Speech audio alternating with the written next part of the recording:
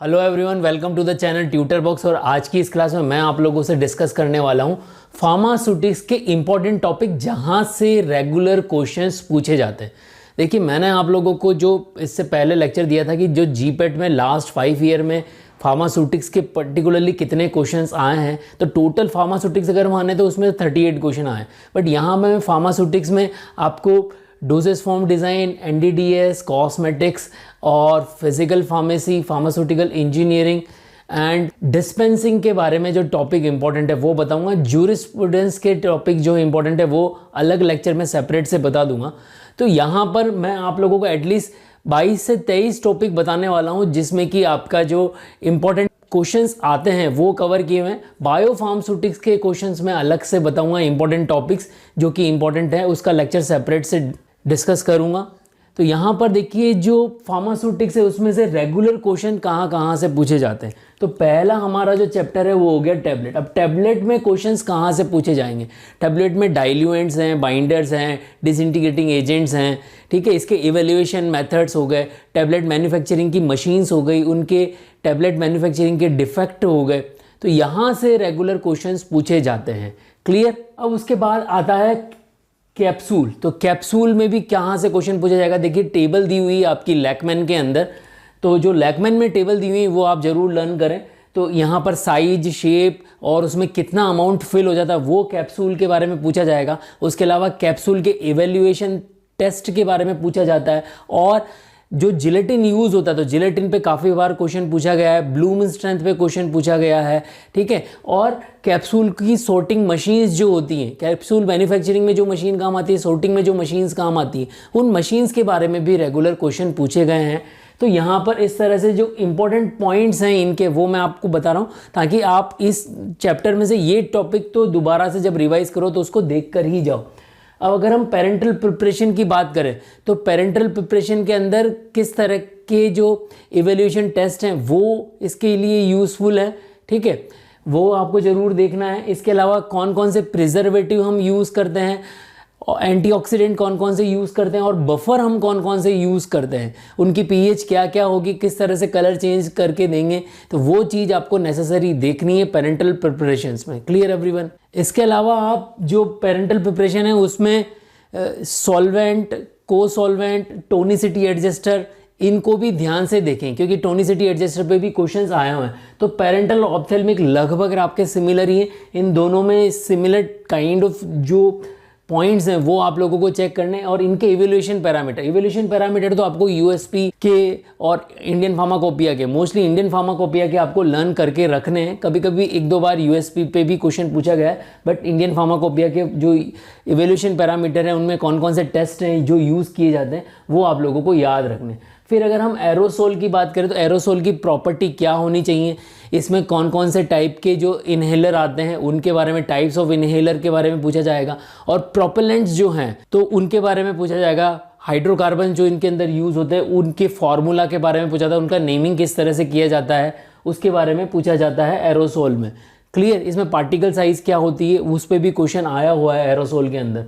As well as evaluation parameter की किस तरह से इवेल्यूएशन करेंगे इनका। तो इवेल्यूएशन पैरामीटर तो मोस्ट ऑफ द जो फॉर्मुलेशंस हैं उन सभी के बारे में आपसे पूछा जाएगा।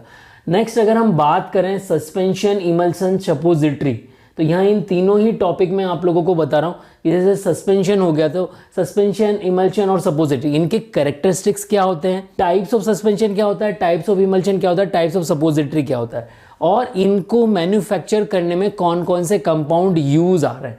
सपोजिटरी को बनाने में कौन से कंपाउंड यूज़ आ रहे हैं, जैसे कि कोका बटर यूज़ आ रहा है।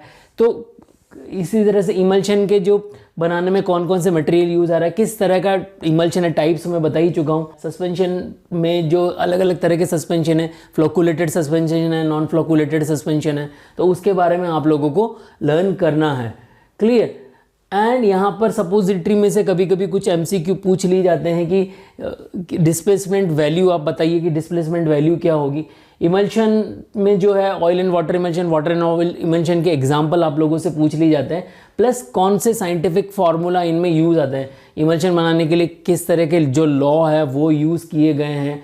क्लियर? एंड इमल्शन और सस्पेंशन और सपोजिटरी तो पर्टिकुलरली इनको बनाने के लिए कौन सी मशीन हम यूज़ कर रहे हैं उसको पर्टिकुलरली कभी कभी पूछ लिया जाता है। बेसिकली इनके कैरेक्टरिस्टिक्स पे ज़्यादा क्वेश्चन हम लोगों से पूछे जाते हैं, ठीक है।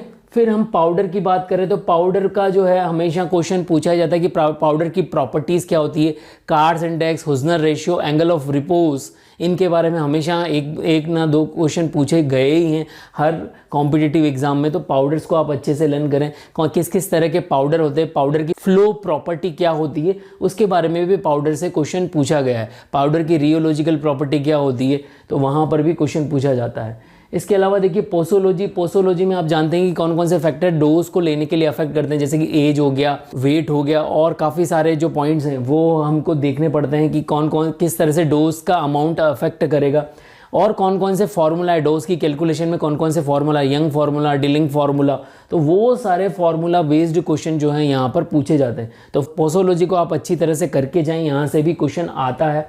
फिर फार्मास्यूटिकल कैलकुलेशन हो गया, तो फार्मास्यूटिकल कैलकुलेशन में एलिगेशन मेथड होता है, इसके अलावा टी हाफ के क्वेश्चंस आते हैं, और फार्मास्यूटिकल में बेसिक डिस्पेंसिंग में जो कैलकुलेशंस होती हैं तो उससे रिलेटेड क्वेश्चन आता है। एक क्वेश्चन आप लोगों के आता ही आता है कैलकुलेशन पे, तो वो आप अच्छे से करके जाएं यहाँ पर, और एलिगेशन मेथड को रिपीट करके जाएं, वहाँ से क्वेश्चन पूछ लिया जाता है। प्री फॉर्मुलेशन जो है, प्री फॉर्मुलेशन में पॉलीमॉर्फिज्म पे क्वेश्चन पूछा जाता है, इसके अलावा सैम टैम इस पे भी क्वेश्चन पूछा गया है। तो प्री फॉर्मुलेशन पे एक क्वेश्चन लगातार पूछा गया है। ये सारे वही टॉपिक है जहाँ से एक या दो क्वेश्चन तो रेगुलर पूछे ही जाते हैं, क्लियर। तो प्री फॉर्मुलेशन आपको लैकमैन से पढ़ना है।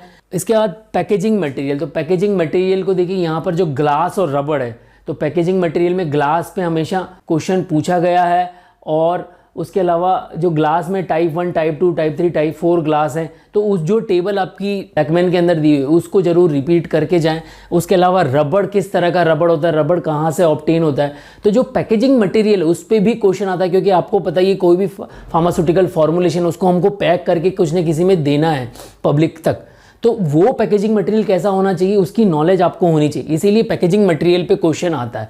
उसके बाद आई बात सर्फेक्टेंट की, तो टाइप्स ऑफ सर्फेक्टेंट, सर्फेक्टेंट की क्वालिटी या उसकी प्रॉपर्टीज़ क्या होती है, टाइप्स ऑफ सर्फेक्टेंट, और सर्फेक्टेंट्स के ब्रांड नेम क्या है वो भी आप लोगों को पता होने चाहिए।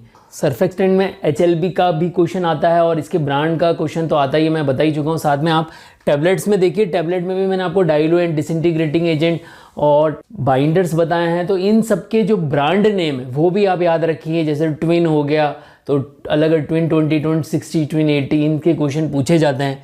फिर उसके बाद हमारे पास में आता है साइज रिडक्शन, साइज सेपरेशन और मिक्सिंग, ये तीनों चैप्टर आपके फार्मास्यूटिकल इंजीनियरिंग के। तो साइज रिडक्शन, साइज सेपरेशन, इसमें से जो मशीन्स हैं इसमें कौन कौन सी, जैसे बॉल मिल हो गई, तो इनमें कौन से प्रिंसिपल पे काम करती है, लाइक जैसे अलग अलग प्रिंसिपल होते हैं, जैसे एट्रिशन का प्रिंसिपल हो गया, तो वो जो टेबल आपकी सुब्रमण्यम बुक के अंदर दे रखी है उसको आप लर्न करें। साइज सेपरेशन पे क्वेश्चन आता है, इसके लिए कौन से प्रिंसिपल हैं या कौन से लॉ पर ये वर्क करता है उस पर क्वेश्चन पूछा जाता है। तो size reduction, size separation, mixing, तो इसको अच्छे से करके जाएँ।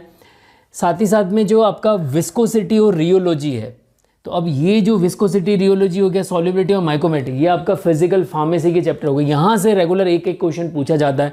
विस्कोसिटी, रियोलॉजी में लॉ ऑफ लॉ क्या हो गया, ठीक है ना, उसके अलावा थिक्सोट्रॉपी हो गया, नॉन न्यूटोनियन फ्लो और न्यूटोनियन फ्लो ये हो गया। तो इस पे क्वेश्चन पूछे जाते कौन से सब्सटेंस होते हैं, इनका जो ग्राफ बनता है वो उस पर आप ज़रूर ध्यान दें, तो इस पर क्वेश्चन आता ही है। उसके बाद सॉल्युबिलिटी पे जो फ्रीजिंग पॉइंट का क्वेश्चन है वो आता है, ठीक है। और इसके अलावा जो कॉलिगेटिव प्रॉपर्टीज़ होती हैं उस पर भी क्वेश्चन पूछा जाता है। माइक्रोमेट्रिक्स और रियोलॉजी ऑफ द पाउडर, तो यहाँ पर माइक्रोमेट्रिक्स में से पोरोसिटी पे क्वेश्चन पूछा गया है रेगुलरली, तो इन पे क्वेश्चन रेगुलरली पूछा जाता है। फिर आपके पास में बायोलॉजिकल प्रोडक्ट्स हो गए, तो बायोलॉजिकल प्रोडक्ट में हमारे पास में वैक्सीन हो गए, सेरा हो गए, टॉक्सोइड हो गए, इसके अलावा विटामिन हो गए, तो इनको किस तरह से प्रिपेयर किया जाता है, इनकी स्टेलाइजेशन के क्या मेथड्स हैं उस पर क्वेश्चन पूछ लिया जाता है। तो आपको टॉक्सोइड, विटामिन्स, वैक्सीन्स, इनके बारे में अच्छे से लर्न करके जाना। उसके अलावा ICH गाइडलाइंस हो गए, तो इसमें स्टेबिलिटी गाइडलाइंस होती हैं अलग अलग कंट्री वाइज, मतलब अलग अलग जो एरिया, जैसे एशियन एरिया हो गया, यूरोपियन रीजन हो गया, अमेरिकन सब कॉन्टिनेंट हो गया, तो उनके लिए अलग अलग रीजन के लिए क्या गाइडलाइन दी गई स्टेबिलिटी की, वो आप एक टेबल दी हुई है आप लोगों की ICH गाइडलाइन, आप जब आप पढ़ेंगे तो उसमें आप देख लेंगे। इसके अलावा जो स्टैंडर्ड्स हैं इनके, उसके लिए अलग अलग जो कोड दिया हुआ है उस कोड को आप याद रखें, वो भी आपसे पूछा जाता है। इसके अलावा जीएमपी वाली जो गाइडलाइंस हैं वो, और आईएसओ की जो नंबर्स होते हैं, आईएसओ नंबर जो होते हैं उस पर भी आपका मल्टीपल चॉइस वाला क्वेश्चन दे दिया जाता है, मैच द फॉलोइंग वाला क्वेश्चन दे सकते हैं। फिर हमारी लिक्विड फॉर्मुलेशन आ गई, तो लिक्विड फॉर्मुलेशन में सॉल्यूशन, सिरप, स्पिरिट और एलिक्सर्स जो हैं, तो एलिक्सर पे भी जो है आपसे क्वेश्चन पूछ लिया जाएगा, ठीक है ना। तो यहाँ पर सॉल्यूशन की प्रॉपर्टीज़ आप याद रखें, सिरप की क्या प्रॉपर्टीज़ होती हैं, इनकी बायोलिटी में क्या डिफरेंसेस होता है वो आप याद रखें, और एलिक्सर, स्पिरिट हो गए, इनके जो केमिकल कैलकुलेशंस होती हैं उस पर क्वेश्चन पूछ लिया जाता है। तो सिरप में अलग अलग तरह की सिरप जो बनती है, अलग अलग परसेंटेज वाइज जो सिरप है उस पर क्वेश्चन पूछ लिया जाता है। टॉपिक्स बताएं, इन 23 टॉपिक्स में से सारे 23 क्वेश्चन ऑलमोस्ट यहाँ से आ जाते हैं। इसके अलावा जो आपका बायोफार्मास्यूटिक्स हो गया, ज्यूरिस्प्रूडेंस हो गया, ठीक है ना, उनसे भी कुछ क्वेश्चन और आएंगे। और ये 23 इंपॉर्टेंट टॉपिक बताएं, इनके अलावा कुछ और टॉपिक भी है जहाँ से हर साल जरूरी नहीं कि क्वेश्चन आता है, ठीक है ना। तो इन 23 टॉपिक्स को तो आप करके ही जाएं, क्योंकि यहाँ से आप एटलीस्ट 23 टॉपिक में से 15 टॉपिक के क्वेश्चंस आप करेक्ट कर देंगे, तो आपके 15 क्वेश्चन यहाँ से सही हो जाएंगे। क्लियर। तो ज्यूरिस्प्रूडेंस और बायोफार्मास्यूटिक्स के क्वेश्चन कहाँ कहाँ से आते हैं उसका लेक्चर मैं सेपरेटली बना दूंगा। तो आई होप आप लोगों को जो मैंने इंपॉर्टेंट टॉपिक बताए हैं उन टॉपिक्स को आप अच्छे से रिवाइज करेंगे, और अगर आप लोगों को लगता है कि ये लेक्चर यूजफुल है तो इस लेक्चर को ज़्यादा से ज़्यादा बच्चों तक शेयर करें। जय भारत, जय हिंद।